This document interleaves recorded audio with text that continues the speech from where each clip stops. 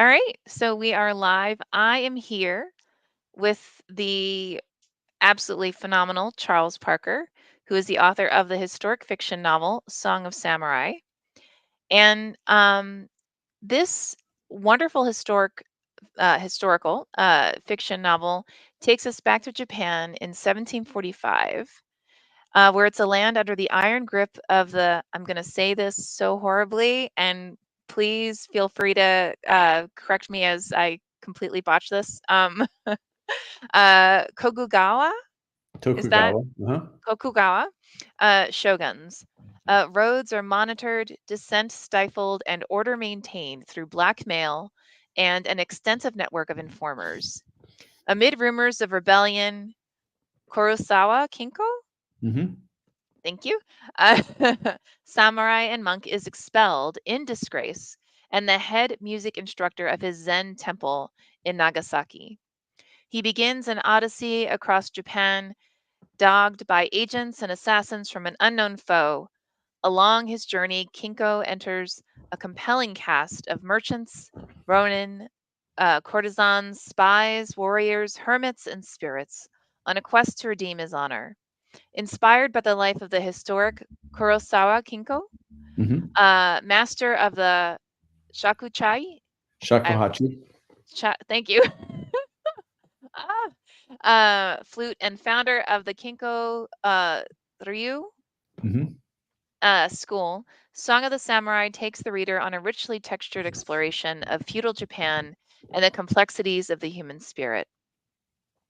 One of the initial reviews, C.A. Parker is either a thoroughly accomplished novelist or an out and out time traveler, for he has given us the kind of window into 18th century Japan that suggests he lived and walked there.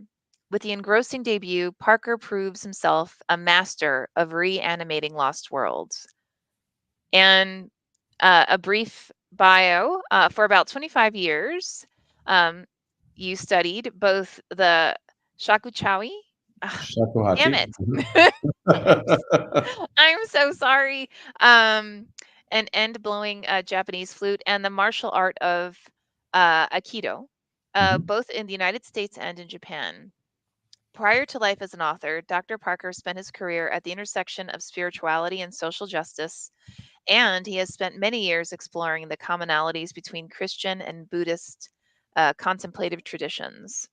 He lives in Washington, D.C., with his two amazing and creative children and two rescued pets, a grumpy old dog named Chewbacca, well, as he's supposed to be grumpy, and a neurotic cat named Luna. And with that, I just have to ask, so what inspired you, I mean, other than the obvious, to write such a phenomenal story? Well, thank you, Lisa. I have been playing the shakuhachi flute in the school of Kurosawa Kinko for 25 years or so. So I have known and appreciated his music Mhm. and just been interested in who he was as a character. And he kept journals during his travels during the 18th century, which sadly were destroyed during the firebombing of Tokyo during Mm, World War II. And so it left this sort of wonderful um, blank canvas on which to draw a story. And initially, I had thought, because he traveled to a lot of temples around Japan, that I would do a series of stories that were mystery novels that took place mhm, in each temple around the islands. And as I started writing, the story took me in a different direction, mhm, and I started being intrigued by his spiritual journey rather than sort of trying to find a fun mystery story to tell. mhm. And so Kinko sort of led me along on this path, and the story that developed was um, his and mine together. Mm. And it is, and I had the distinct blessing of reading it, actually back in at a writers conference, what feels like ages ago. It does Um, feel like ages ago. And I remember first reading your incredibly poetic words and how passionate you were about not only his story, but sharing his story with the world and with your family, explicitly with your children, who I'm gonna guess aren't quite so much children. 18 and 24 now, so Yeah, they're probably cringing right now as they're watching they're this. totally cringing. Absolutely. Um, but I have to ask, um, the language is so incredibly poetic. So we know what inspired you in terms of the narrative and the period of time and the individual. The writing itself, who are your favorite authors? What inspired you for that type of incredibly beautifully poetic language? Oh, well, for those who will read it, part of the poetic language, of course, is because the people like you had a chance to edit it and make it poetic, for which I'm very grateful. In terms of authors, I tended to love people that told epic stories. So Mhm. J.R.R. Tolkien was very formative for me growing up, and Victor Hugo, Les Mis was my favorite book for years. Oh, wow. Cool. So, you know, uh, those folks had such wonderful reverence for language and were so careful about how they chose words, and Mm, that was very formative for me growing up as a reader and then later as a writer too. mhm. I've I have great appreciation. I am not a poet, but I although argue that you are, but okay. well, I put some haiku in the story, um, but I really love and appreciate the carefulness and the Mm, richness and depth of poetry and the carefulness in word choice and how that conveys sort of a depth of meaning. mm. Um, when I was doing more theology, I did a lot of study of the development of the King James Bible. Oh, And wow. one of the things that King James actually instructed those translators to do Mhm, was to find words that had as much richness and depth of meaning as possible, mm, so that people of differing theological perspectives could appreciate and engage it, so mm, that the language wasn't prescriptive, but more invitational in terms of um, uh, inviting a depth of understanding that allowed people of different theological perspectives to engage and appreciate. And so that kind of carefulness about how language is chosen has mhm. always been really important to me. And I honestly, I believe that you not only did you accomplish that, I believe you exceeded that in that the language that you chose and the structuring of it enabled a multi-layered story Hmm. where I think, or I believe, readers can go back and read it over and over again and find something new within it that they can pull from, and allow to become part of them. I And hope so. Thank you. That's always been my dream about how the book would be read. I quite proudly believe that you absolutely accomplished that. So, Oh, thank you.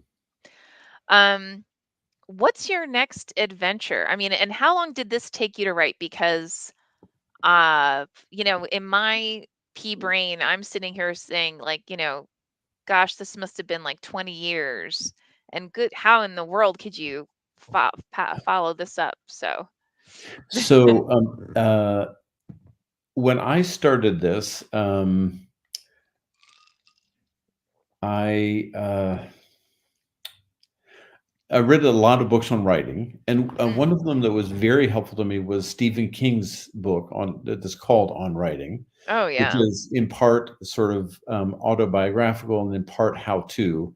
And Mm, one of the things that he said that I found very helpful was just pick a number of words that you're going to write, Mhm. and that's your discipline every day. And for you know people like Hemingway, that was 700 words a day. For Mhm. Stephen King, it's 2,000 words a day, which is why he kicks out a book every 3 months or so.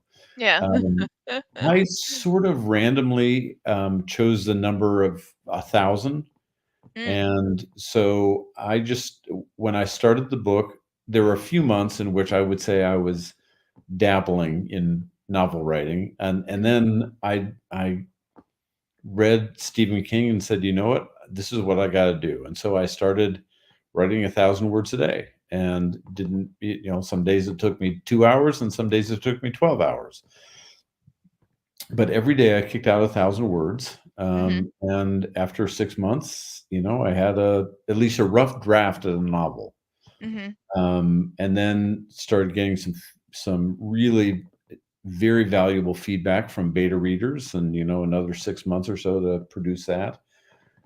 Honestly, Lisa, and you probably know this more than anybody else, that the hard part of the process for me was finding an agent and a publisher. And your It's agent is absolutely phenomenal. I just need to say, Nat, "Hey, Nat." Nat's fabulous.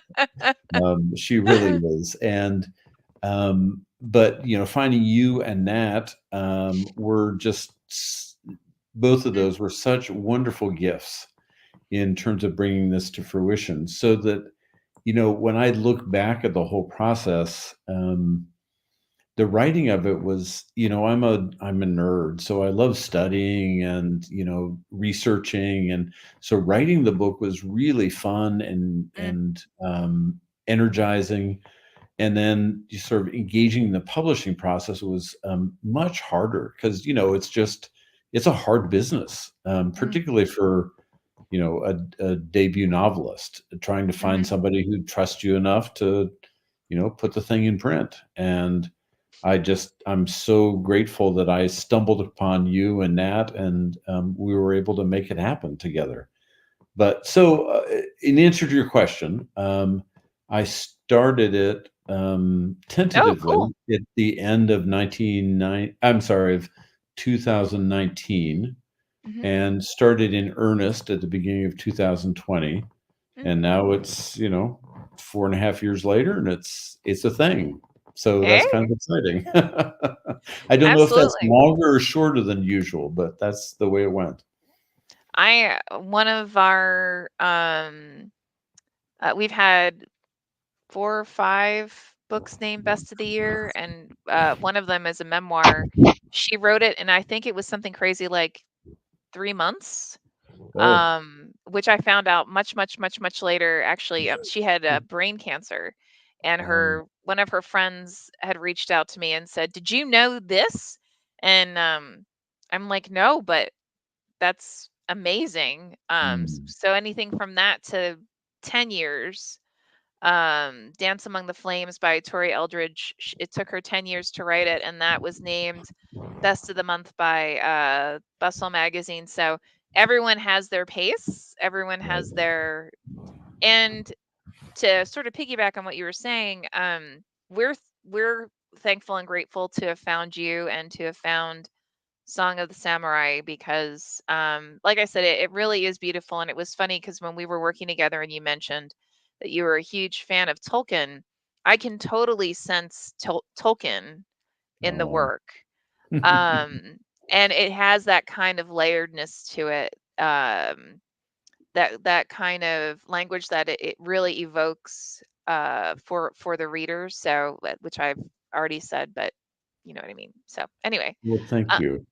I've always been interested in the differences between Tolkien and C.S. Lewis, who was, of course, a mm, friend and colleague of his. mhm. And Lewis was also a brilliant writer and thinker, but kicked out just work after work in rapid succession. And Tolkien was so meticulous in the way he chose his words Mm, and crafted the language of it, that I mean, I love both of them. mhm. But Tolkien certainly was a very formative piece of my growing up and figuring out what literature should look like. Mm, yeah, I can totally see that. Absolutely. So, while I have two final and follow-up questions. One, will you be gracing us again with your beautiful language? And two, do you have any final thoughts that you'd like to share with us? Say that. Ask the first question again, Lisa. I'm sorry. Um, do you have a follow-up book that you are Oh, working on? so I have a book of short stories that I am in the middle of Mm. that are also historical fiction, but a totally different period. They're late Bronze Age, early Iron Age Israel. Oh, Um, wow, cool. so just as the Israelites are entering and integrating into the land of Canaan, Mm, and so I don't know where that's going to take me, honestly, at this moment.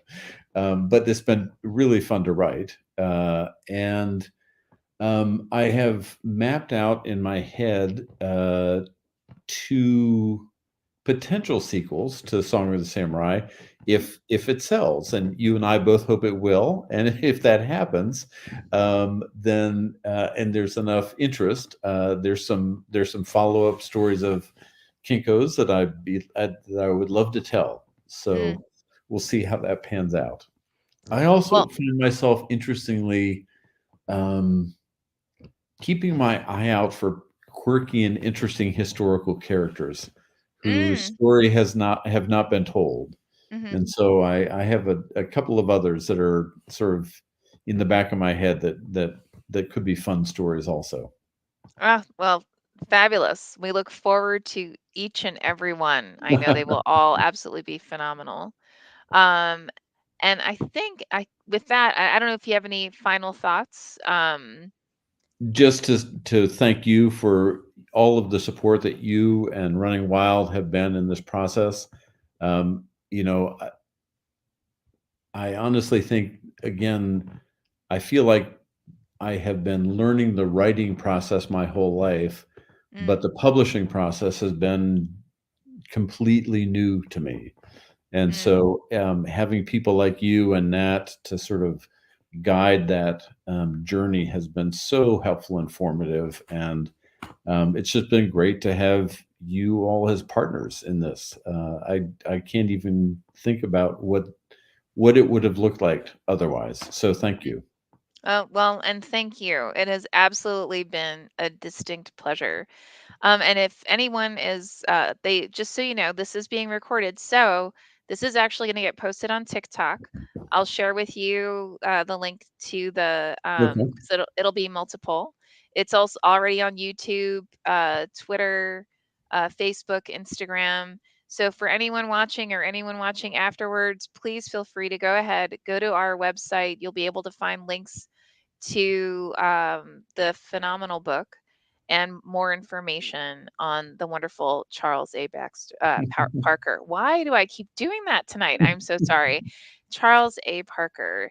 So thank you again. And with that, I wish everyone a fantastic evening. Thanks so much, Lisa. Take care. Thank you. Bye bye.